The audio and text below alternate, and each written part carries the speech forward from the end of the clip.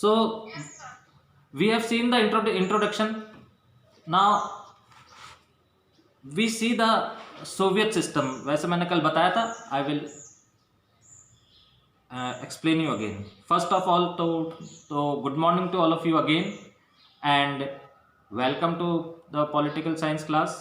And we will start with the topic what was the Soviet system. तो Soviet system क्या था और Soviet प्रणाली क्या थी. सिस्टम को अपन हिंदी में बोलते हैं प्रणाली. बेटा कुछ चीज़ों का आपको हिंदी के अंदर मतलब जानना बहुत ज़रूरी है, क्योंकि कल भी मैंने बताया था आपके पास हिंदी और इंग्लिश के क्वेश्चंस दोनों अवेलेबल रहेंगे. तो अगर आपको हिंदी और इंग्लिश में दोनों ही में ही मीनिंग नहीं मालूम है तो फिर क्या होगा, आप आंसर नहीं दे पाएंगे. मान लीजिए आपको इंग्लिश में क्वेश्चन है और उसका मीनिंग समझ में नहीं आ रहा है तो आप हिंदी में देख सकते हैं.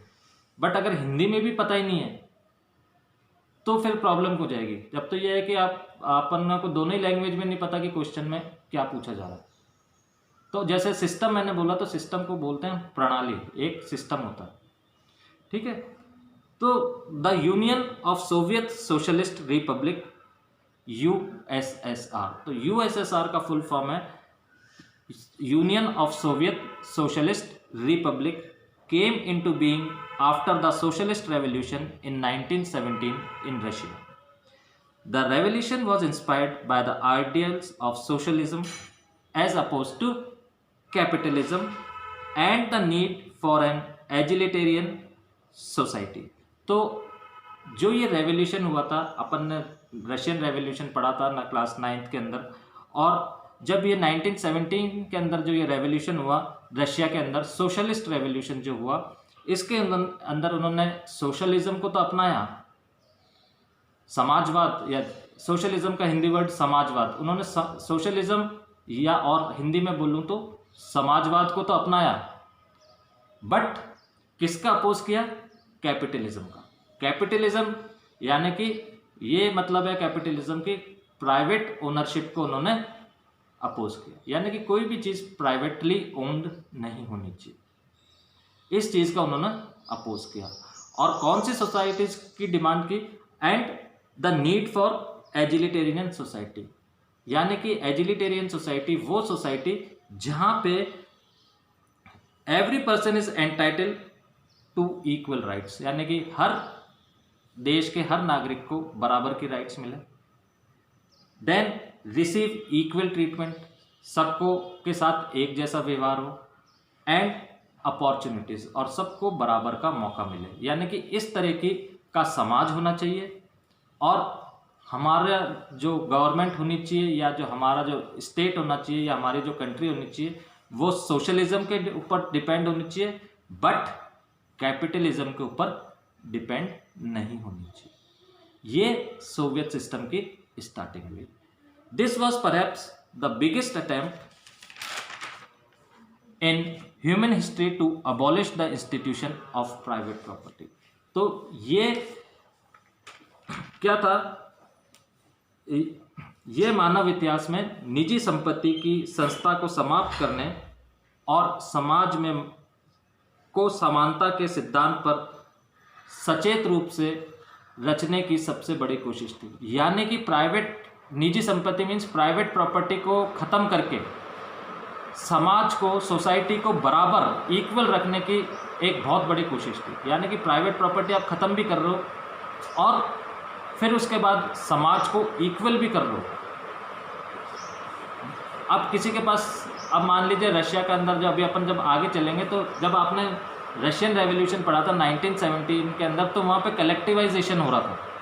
कलेक्टिवाइजेशन जो कि लास्ट टॉपिक है रशियन रेवोल्यूशन का, उसके अंदर क्या था, कोई भी प्रॉपर्टी जो भी USSR के अंदर थी वो किसी भी इंडिविजुअल व्यक्ति की नहीं थी. चाहे खेत हो, चाहे कुछ भी हो, कोई भी बिल्डिंग हो, सब किसकी थी? गवर्नमेंट की. और गवर्नमेंट ने क्या कलेक्टिवाइजेशन करना शुरू कर दिया था. अब जैसे कि एक खेत है, अब खेत के ऊपर क्या कलेक्टिवली 10 फैमिली काम करेंगी उसके ऊपर. खेत किसी का नहीं है, खेत गवर्नमेंट का है.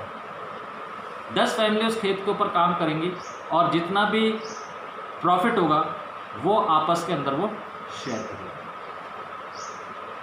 अब आप 10 फैमिली के अंदर ये नहीं कह सकते कि 10 अलग अलग खेत थे, एक ही खेत था, 10 फैमिलीज उसके ऊपर काम करती, और उसका एक बेनिफिट भी था। अगर किसी को ज़रूरत पड़ती थी मनी की, ये वक्त पे किसी टाइम ज़रूरत के टाइम पे, तो वो जो प्रॉफिट जो आपस में बढ़ता था उससे क्या करते थे कि इस बार हमारे को दे दो, हमारे को ज़रूरत है, नेक्स्ट टाइम जब हम जो प्रॉफिट होगा वो हम आपको दे देंगे। तो इस तरह से क्या किया कि प्राइवेट ओनरशिप को तो ख़त्म किया और एक बहुत बड़ा स्टेप लिया कि समाज के अंदर इक्वलिटी लाने का। And concisely design a society based on principle of equality, और जैसे मैंने बताया कि समाज को इक्वल करने का। In doing so the makers of the Soviet system grave primacy to the state and the institution of the party. और ऐसा करने के लिए जो सोवियत सिस्टम को बनाने वाले थे, मेकर्स थे, उन्होंने सबसे बड़ा,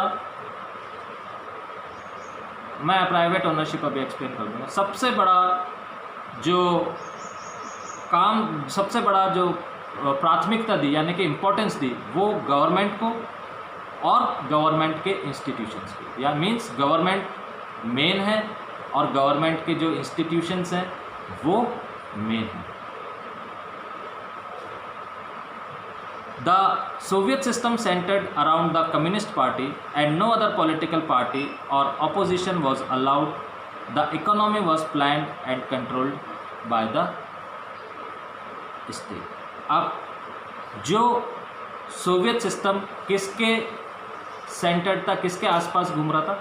कम्युनिस्ट पार्टी की। और जब कम्युनिस्ट पार्टी थी, कल भी मैंने आपको एक्सप्लेन किया, तो कम्युनिस्ट पार्टी थी तो रशिया में केवल वो एक ही पार्टी थी और कोई भी दूसरी पार्टी नहीं थी और ना ही कोई अपोजिशन था। लोगों के सामने खाली एक ही पार्टी थी, कम्युनिस्ट पार्टी, और पूरा सिस्टम कम्युनिस्ट पार्टी के आसपास ही घूमता था कि जो भी कम्युनिस्ट पार्टी करेगी या जो भी कम्युनिस्ट पार्टी के उनका डिसीजन होगा वो ही फाइनल होगा, क्योंकि कोई अपोजिशन बनने दिया जाता नहीं था। खाली पूरे देश के अंदर एक ही पार्टी रहेगी और एक ही पार्टी कंट्री को रूल करेगी। ये सोवियत सिस्टम था। नहीं, अभी तक तो देखो कहाँ डेमोक्रेसी थी रशिया के अंदर। अभी तक जो अपन पढ़ रहे हैं इसमें तो कहीं डेमोक्रेसी दिखाई नहीं दे रही, कम्युनिज्म दिखाई दे रहा है, क्योंकि कोई दूसरी पार्टी थी नहीं, लोगों के पास चॉइस थी नहीं, तो डेमोक्रेसी का कोई सवाल ही पैदा नहीं होता। अब यहीं तो विचारधारा की, जो अपन ने चैप्टर 1 में पढ़ा था, यहीं तो आइडियोलॉजी का डिफरेंसेस थे, यही तो आइडियोलॉजिकल डिफरेंसेस थे। रशिया चाहती थी कि दुनिया मेरी आइडियोलॉजी पे चले, यूएस चाहता था कि दुनिया मेरी विचारधारा पे चले, मेरी आइडियोलॉजी पे चले। अमेरिका की जो आइडियोलॉजी थी डेमोक्रेटिक एंड लिबरल थी। इनकी जो आइडियोलॉजी है, अमेरिका की जो आइडियोलॉजी थी डेमोक्रेटिक थी, लिबरल थी और कैपिटलिस्टिक थी। और इनकी जो आइडियोलॉजी थी ये थी सोशलिस्ट आइडियोलॉजी, रशियन की सोशलिस्ट और कम्युनिस्ट आइडियोलॉजी थी। ठीक है, तो वहाँ पे डेमोक्रेसी का सवाल पैदा ही नहीं होता। रही बात प्राइवेट ओनरशिप, आप अभी जिस स्कूल में पढ़ते हैं, महेश्वरी इंटरनेशनल स्कूल में, वो क्या प्राइवेट स्कूल है या गवर्नमेंट स्कूल है? प्राइवेट स्कूल है। Property belongs either to the management, या तो कुछ ग्रुप के लोगों ने मिलकर के इसको ऑर्गेनाइज किया है, या किसी एक अकेले व्यक्ति ने इसको बनाया, तो ये उसकी भी, this is called private ownership. अब प्राइवेट ओनरशिप है तो वो उनकी जो ज़मीन है वो उसके ऊपर कितनी भी बड़ी बिल्डिंग कंस्ट्रक्ट कर सकते हैं, बना सकते हैं, और अगर वो स्कूल चला रहे हैं तो वो स्कूल अपने हिसाब से चला सकते हैं, अपने रूल्स एंड रेगुलेशंस बना सकते हैं। बट अपने रूल्स एंड रेगुलेशंस बनाने का मतलब ये नहीं है कि गवर्नमेंट के रूल्स एंड रेगुलेशंस को फॉलो नहीं करोगे। आपको बोर्ड के एग्ज़ाम देने हैं, सीबीएसई से एफिलिएशन कराना है या राजस्थान बोर्ड से एफिलिएशन कराना है तो कराना है, बट जो प्रॉपर्टी है वो आपकी है, that is called private ownership, आप उसके मालिक हो। उसके अंदर गवर्नमेंट कुछ नहीं बोलेगी। बट अगर आप स्कूल चला रहे हैं तो आपको जो स्कूल चलाने के जो गवर्नमेंट के रूल्स हैं वो फॉलो करने पड़ेंगे, वो मानने पड़ेंगे। जैसा भी गवर्नमेंट ने बोल दिया कोविड-19 की वजह से स्कूल इतने से, जब तक हम आगे ऑर्डर नहीं करेंगे स्कूल बंद रहेंगे। ऐसा थोड़ी है कि स्कूल वालों ने स्कूल खोल लिया, बिल्डिंग उनकी है, बट ऑर्डर किसके फॉलो करने पड़ रहे हैं? गवर्नमेंट। Got it? क्लियर हो गया? फर्स्ट पैराग्राफ क्लियर हो गया? आगे चलें। से यस और no? Okay, we move on to the second paragraph now. After the second world war, the East European countries that the Soviet army had liberated from the fascist forces came under the control of USSR. The political and economic system of all these countries were modeled after the USSR. This group of countries was called the Second World or the Socialistic Bloc. The Warsaw Pact, military alliance, held them together. The USSR was the leader of the bloc. अब आप देखिए, after the second world war यानी कि दूसरे विश्व युद्ध के बाद जो ईस्टर्न यूरोप के देश किसके दबाव में आ गए थे या किसके अंकुश में आ गए थे? सोवियत संघ के अंकुश में ये देश आ गए थे, ईस्टर्न यूरोप के। जैसा मैंने आपको पूरा मैप दिखाया था, अगर आप मैप लेकर के नहीं आए तो अपनी बुक के अंदर चैप्टर 1 के अंदर ही ये दे रखा है मैप। चाहे आप खोलिए, मैं पेज नंबर 5, पेज नंबर 5 के अंदर जो ये अपने मैप दे रखा है, ये वाला मैप, ये जो रेड रेड है ये ईस्टर्न यूरोपियन कंट्रीज हैं। ये जो मैप है ये ईस्टर्न यूरोपियन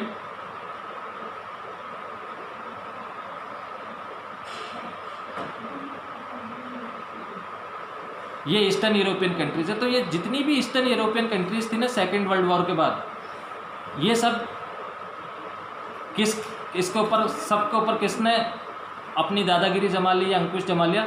ये जो आपको यहाँ लिखा है यूएसएसआर दिख रहा है आपको यहाँ पे लिखा, इसने। क्लियर?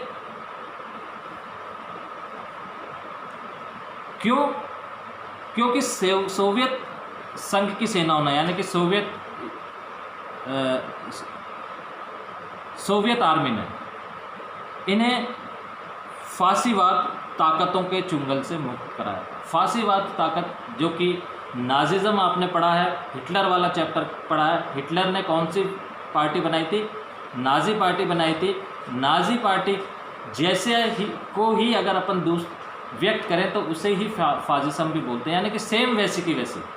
वहाँ पे जैसे जर्मनी में नाजिज्म चल रहा था, इन देशों के अंदर फाजिज्म चल रहा था। दोनों ही पैरेलल हैं और दोनों ही एक जैसे हैं, दोनों में कोई अंतर नहीं है नाजिज्म में और फाजिज्म में। नाजिज्म खाली एक पार्टी थी और रूल क्या चल रहा था? एक फाजिज्म स्ट्रक्चर का चल रहा था, जैसे डेमोक्रेटिक है, ठीक है, या अपना डिक्टेटरशिप है, वैसे फाजिज्म भी है। नाजी क्या थी? नाजी पार्टी थी। फाजिज्म एक स्ट्रक्चर था, रूल एक स्ट्रक्चर है रूल करने का। तो सोवियत आर्मी ने इनको फाजिज्म से रिलीज़ किया था, उनसे इन देशों को उनके चुंगल से मुक्त कराया था। और इन सभी देशों की राजनीतिक और सामाजिक यानी कि पॉलिटिकल और सोशलिस्टिक जो व्यवस्था थी, व्यवस्था को सोवियत संघ की समाजवादी प्रणाली की तर्ज पर ढाला गया। यानी कि इनकी जो पॉलिटिकल और सोशलिस्टिक व्यवस्था थी उसको जो रूस की, जो सोवियत संघ की जो सोशलिस्टिक सिस्टम था उसमें इनको चेंज किया गया, यानी पूरा चेंज कर दिया। फाजिज्म से इनको किस में चेंज कर दिया? सोशलिस्टिक में इनको चेंज कर दिया सोवियत, या अपन बोले तो यूएसएसआर में। इन्हीं सोशलिस्टिक खेमे के देशों को दूसरी दुनिया कहा जाता है। और मैंने आपको बताया था मैप भी बनाने के लिए कहा है मैंने आपको, फर्स्ट वर्ल्ड, सेकंड वर्ल्ड और थर्ड वर्ल्ड का। Page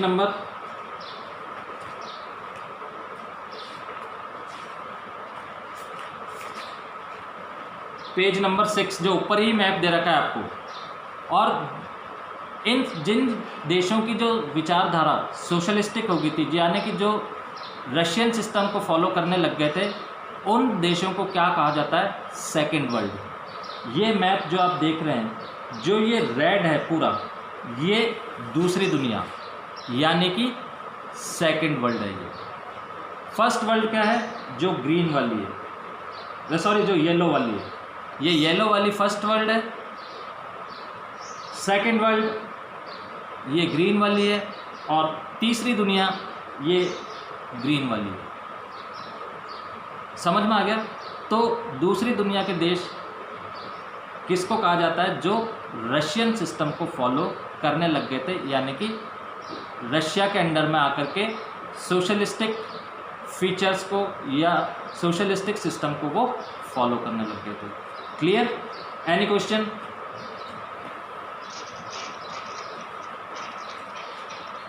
any question?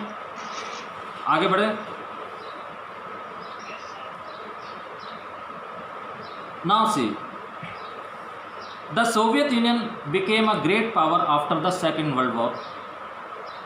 The Soviet economy was then more developed than the rest of the world except United States. It had a complex communication network, vast energy resources including oil, iron and steel, machinery production, and a transport sector that connected its remotest areas with efficiency. Send the message again. अभी जिसने message भेजा मैं उसको read नहीं कर पाया, उस message को वापस भेज दीजिए।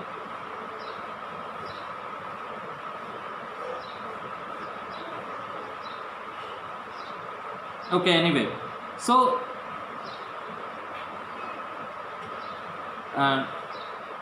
remotest areas with efficiency, it had a domestic consumer industry that produced everything from pins to cars, though their quality did not match that of the Western. बेटा क्या बताना है प्रीविया? आपने लिखा tell, what shall I tell? क्या बताऊं?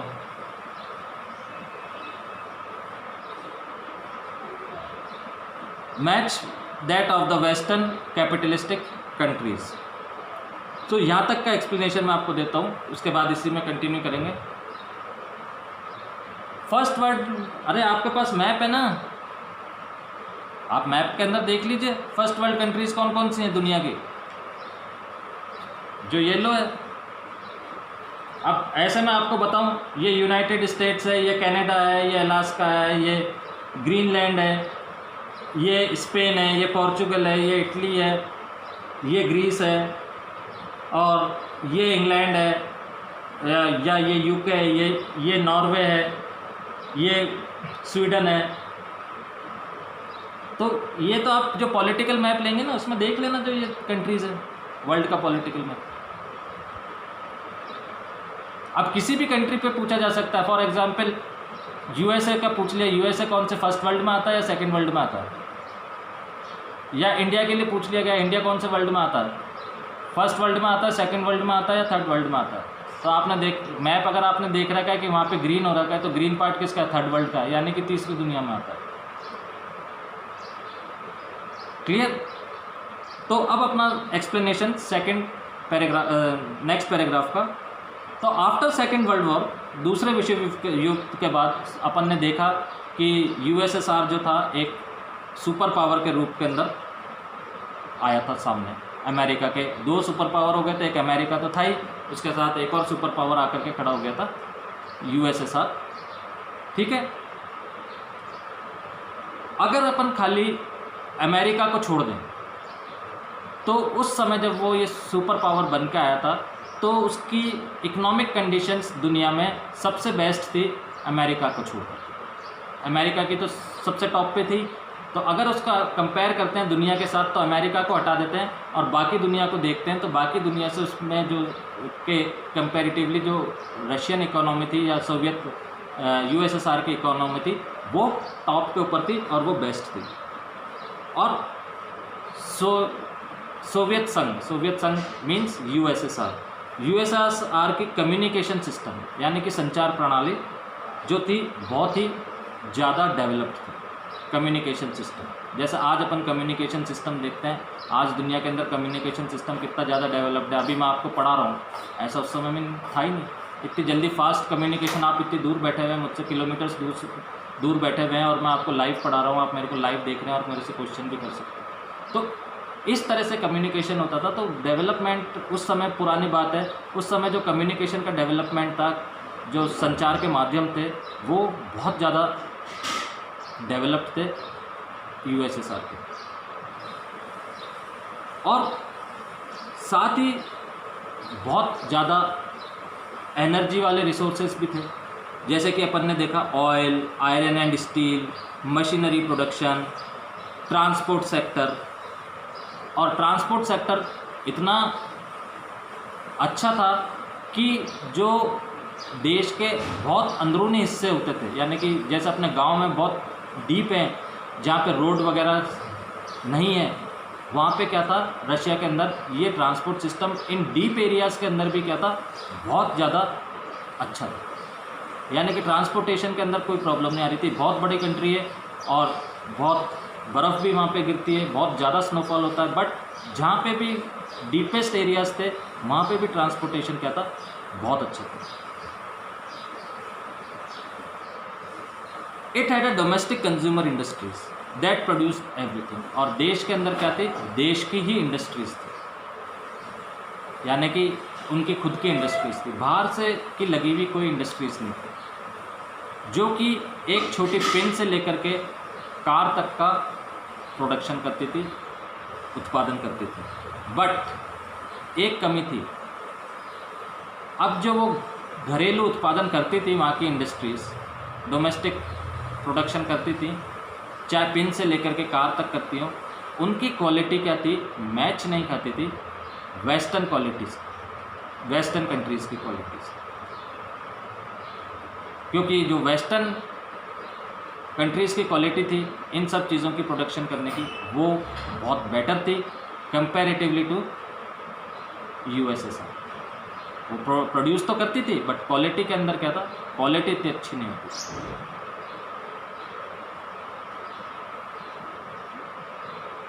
बिल्कुल सोशलिज्म यही तो हुआ, उन्होंने अपना अपना, अगर वो कैपिटलिज्म अपना लेते तो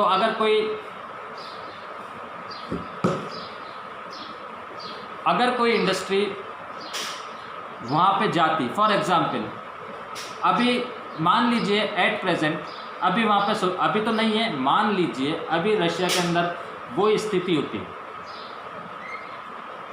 जो आज से 20-40 साल पहले थी। अगर वो ही स्थिति होती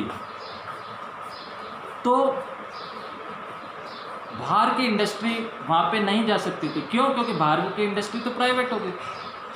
अब मान लीजिए एडिडास को चाहता है कि रशिया में मैं इंडस्ट्री लगाऊं, तो वहाँ पे अलाउड ही नहीं है, प्राइवेट इंडस्ट्री कैसे जाएगी। तो अब आप देख लीजिए क्वालिटी, अब आप एक एडिडास के शूज़ की क्वालिटी देख लीजिए और एक रशिया में बनाए हुए जूतों की क्वालिटी देख लीजिए। एडिडास के जो क्वालिटी है वो बहुत ज़्यादा बेटर कंपैरेटिवली टू रशिया में मैन्युफैक्चर हुए शूज़ की।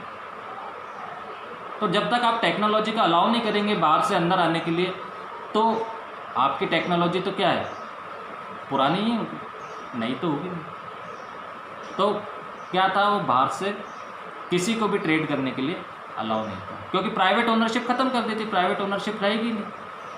अब बाहर से आने वाले कंपनी तो प्राइवेट ही होगी, प्राइवेट इंडस्ट्रीज़ लगेंगे। अब अपने इंडिया के अंदर कितनी प्राइवेट इंडस्ट्रीज़ लगी हुई हैं, मारुति है, हुंडई है, और भी बहुत सारी हैं, सब प्राइवेट है। आज अपन ये सिस्टम स्टार्ट कर दें कि नहीं, हमारे को ज़रूरत नहीं है और हम तो डोमेस्टिक प्रोडक्शन समझ नहीं आया। डोमेस्टिक प्रोडक्शन जो अपने घर में प्रोडक्शन होता है, जो अपन अपने कंट्री के अंदर खुद प्रोडक्शन करते हैं, that is called domestic production. वही मैं समझा रहा हूँ। आज अगर अपन दूसरी सारी जो बाहर से कंपनियां लगी हुई हैं अपने इंडिया के अंदर, सबको बंद करवा देते हैं, सबको वापस भेज देते हैं और बोलते हैं कि नहीं हम ही प्रोडक्शन करेंगे और हम ही हमारे देश के अंदर इसको मार्केट बनाएंगे और हम ही हमारे देश में बेचेंगे, ठीक है, हो जाएगा, कोई प्रॉब्लम नहीं है। बट धीरे धीरे क्या होगा, आप टेक्नोलॉजी में पिछड़ते चले जाओगे। क्यों? क्योंकि बाहर की टेक्नोलॉजी आई नहीं रही है जो दुनिया के अंदर चल रही है। आपको क्या पता दुनिया के अंदर कौन सी टेक्नोलॉजी चल रही है। जब आप बाहर दूसरों से व्यापार नहीं कर रहे हो तो दूसरा थोड़ी आपसे व्यापार करेगा। कोई दूसरा थोड़ी आपके पास चल के आएगा कि नहीं आप मेरे साथ व्यापार करो। आपको जाना पड़ेगा। तो यही सिस्टम क्या था यूएसएसआर के अंदर था। वो सब चीज़ प्रोड्यूस तो करती थी बट उसकी क्वालिटी क्या है मैच नहीं खाती थी किसके साथ, वेस्टर्न कंट्रीज़ के जो प्रोडक्शन था उसके साथ। The Soviet state ensured a minimum standard of living for all citizens and the government subsidies basic necessities including health, education, child care and other welfare schemes. There was no unemployment. State ownership was the dominant form of ownership. Land and productive assets were owned and controlled by the Soviet state. So, अब ये जो government socialistic government थी ये basic necessities तो provide कराती थी वहाँ के लोगों को। अब बेसिक नेसेसिटीज़ प्रोवाइड कराना वहाँ के लोगों को जैसे शिक्षा या हेल्थ, चाइल्ड केयर, ये सारी चीज़ें तो क्या थी बेसिक नेसेसिटीज़ हैं जो आज भी अपने को अपनी गवर्नमेंट देती है। जैसे कि शिक्षा फ्री देती है, हेल्थ के अंदर आप हॉस्पिटल में जाते हो दवाइयाँ फ्री मिलती हैं। तो वहाँ पे भी जो सोशलिस्टिक गवर्नमेंट थी वो ये सब तो देती थी, बेसिक नीड्स तो अपने सिटीजन्स को देती थी। और देखा जाए तो वहाँ पे अनएम्प्लॉयमेंट भी थी, सबके पास रोज़गार था, बेरोज़गार बहुत कम थे या नहीं के बराबर थे। अनएम्प्लॉयमेंट लिखा हुआ, there was no unemployment. State ownership was the dominant form of ownership. अब ओनरशिप प्राइवेट ओनरशिप तो थी, तो सारी ओनरशिप सब चीज़ों का मालिक कौन, गवर्नमेंट। यहाँ पे स्टेट का वर्ड क्या हो रहा है, किस में यूज़ में आ रहा है, गवर्नमेंट के लिए। तो सारी चीज़ों का मालिक कौन, चाहे बिल्डिंग हो, चाहे गवर्नमेंट के ऑफिसेज हो, चाहे सड़क हो, चाहे पार्क हो, चाहे स्कूल हो, चाहे हॉस्पिटल्स हो, चाहे इंडस्ट्रीज़ हो, सबका मालिक